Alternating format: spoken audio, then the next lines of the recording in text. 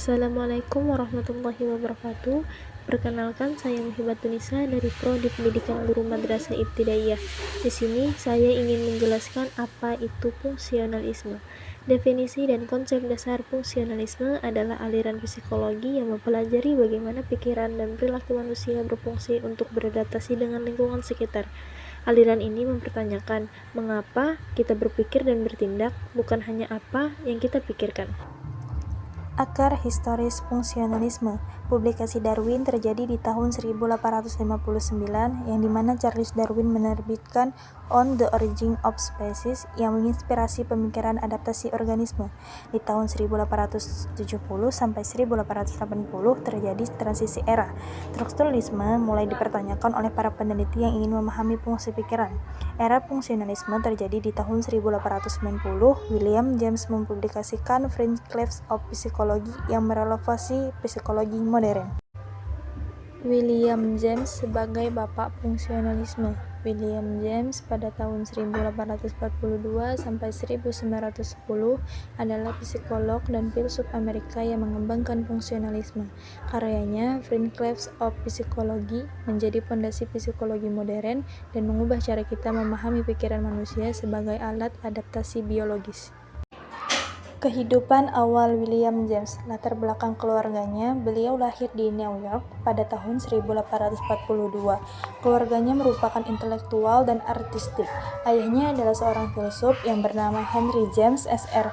Beliau tumbuh dalam lingkungan yang mendorong pemikiran kritis, pendidikan dan pengembangan intelektual. James mempelajari seni, filsafat, dan ilmu pengetahuan alam. Studi medisnya di Harvard University memperdalam pemahaman tentang fisiologi dan psikologi, yang kemudian membentuk pendekatan holistiknya terhadap penelitian psikologi. Kontribusi utama James ada 3. Yang pertama, konsep aliran kesadaran, yaitu pikiran bekerja seperti aliran air yang mengalir terus-menerus, bukan bagian-bagian terpisah. Yang kedua, ada adaptasi dan evolusi, perilaku berkembang karena membantu organisme bertahan dan berkembang di lingkungannya. Yang ketiga, emosi dan fisiologi.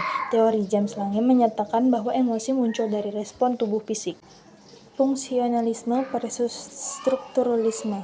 Ada aspek, fokus, metode, pernyataan utama, aplikasi. Strukturalisme, elemen, dasar pikiran, introspeksi yang ketat, apa yang ada, teori murni. Fungsionalisme, fungsi dan tujuan pemikiran, observasi dan eksperimen, mengapa dan bagaimana, praktis dan adaptif. Ada 3 aspek fungsionalisme dalam kehidupan sehari-hari. Yang pertama, pendidikan, memahami bagaimana otak menyerap informasi, membantu pengembangan metode belajar yang efektif. Yang kedua, manajemen kerja, pengetahuan tentang fungsi emosi, membantu menciptakan lingkungan kerja yang produktif. Yang ketiga, desain UX, prinsip fungsionalisme diterapkan untuk menciptakan antarmuka yang intuitif dan mudah digunakan. Ada kritik dan perkembangan. Kritik dari Gestalt. Aliran Gestalt berpendapat bahwa pikiran yang mengorganisir informasi sebagai keseluruhan bukan fungsi individual. Behaviorisme menggantikan fokus pada perilaku teramati daripada proses mental internal. Evolusi modern, fungsionalisme berkembang menjadi psikologi kognitif kontemporer yang lebih canggih dan berbasis neuroscience. Relevansi fungsionalisme. Fungsionalisme tetap relevan dalam praktik psikologi modern.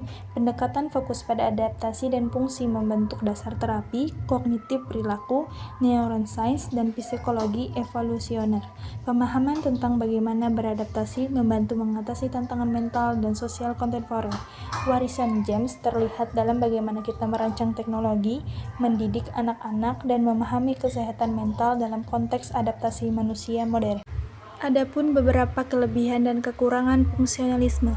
Kelebihannya praktis dan dapat diaplikasikan, fokus pada tujuan adaptif, membuka peluang penelitian baru, menghubungkan psikologi dengan biologi evolusi, landasan psikologi modern.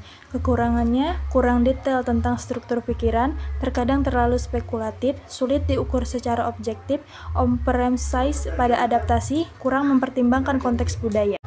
Sekian presentasi dari saya. Apabila ada kesalahan dan kekeliruan, mohon dimaafkan. Wassalamualaikum warahmatullahi wabarakatuh.